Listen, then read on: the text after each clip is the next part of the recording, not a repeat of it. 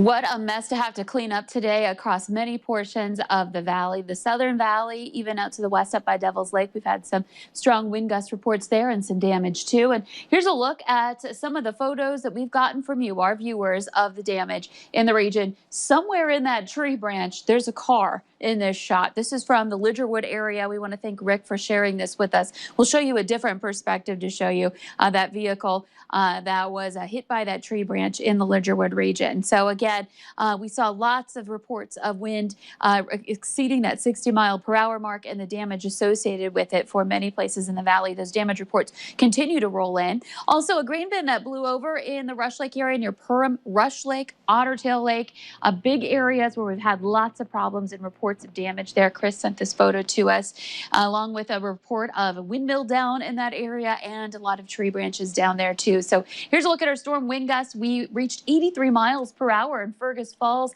Tenney, Rothsay measured gusts of 70+ miles per hour, and a lot of places in that 60 range. And we're going to have more of this coming through again as we head through the day, as we get more reports for the valley and those storms that rolled through. So we've thankfully quieted down, but starting to see some hints of some rain trying to pop up and some thunderstorms as well in Lakes Country, some of those same areas that were hardest hit last night and this morning.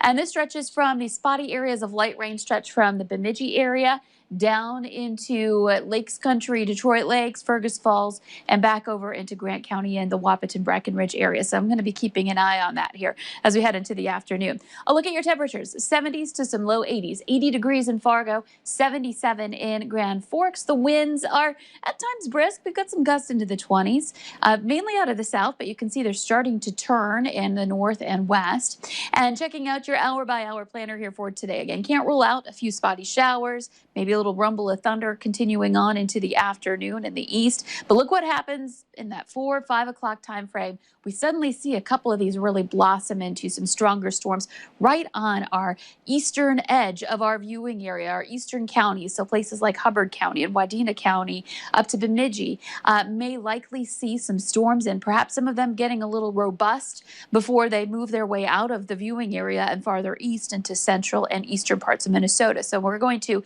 be keeping a close eye out for that. You can even see late tonight the potential for some of these storms impacting that area as well, including Ottertail County.